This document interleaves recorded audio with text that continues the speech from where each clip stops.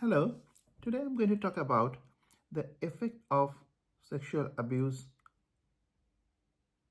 on the survivor's personality and emotions.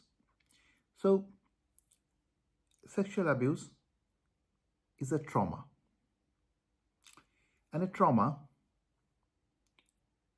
is like a shock to our emotions, our thinking system, and the whole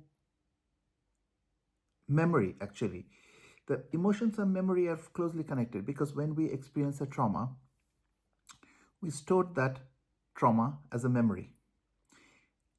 And not only we remember the event, we also remember the emotions associated with it. So when somebody experiences sexual abuse, they remember that experience as like a trauma packet. And this experience, this trauma, comes to forefront every now and again. And quite often, the emotions becomes such erratic because it can be any event that can trigger those emotional responses that that person had during the actual abuse experience. It's sad because somebody is a victim and that victim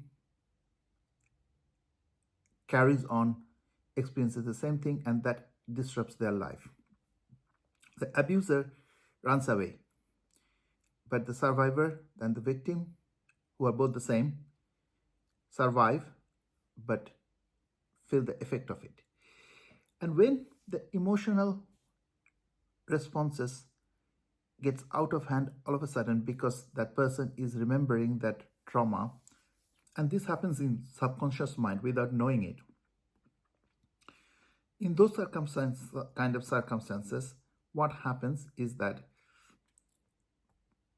the person sometimes, in order to deal with the emotion, might take the path of self-harming.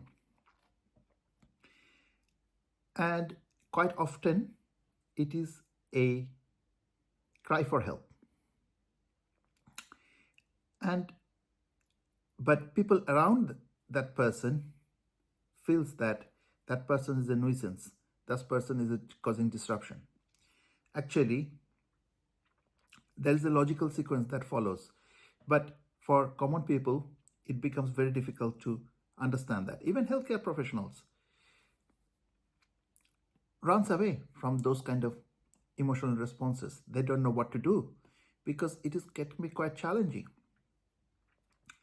But actually, breaking it down can sometimes help the person to understand by sitting down with the person and explaining them this is what has happened, can make them more aware of their events. Sometimes it doesn't work, but that is a start, and that can give the person a bit of relief as well when they understand in many cases.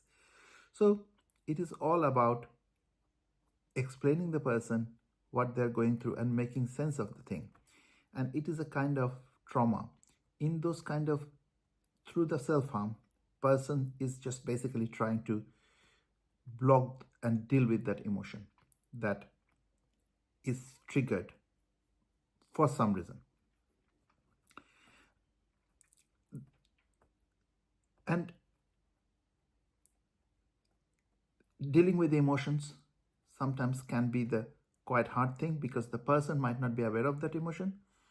So there comes the term emotional dysregulation. So so first step in the process of recovery is for the person who's going through these episodes which might lead to self-harm to start noticing the emotions. They would not be able to recognize the thoughts, but just recognizing the emotions is the first step. I hope this makes sense. All that I wanted to say at the end is that there's always hope. there's always a possibility of making changes. If you have been abused by somebody, that is a heartbreaking story for me. Each abuse is a heartbreaking story for me. But all that I want to say to you, if you don't know what to do, there is hope, there is path that can start making things slightly different. It won't resolve everything in one day, but it can make a start. You can make a start. Thanks for watching. I wish you all the best.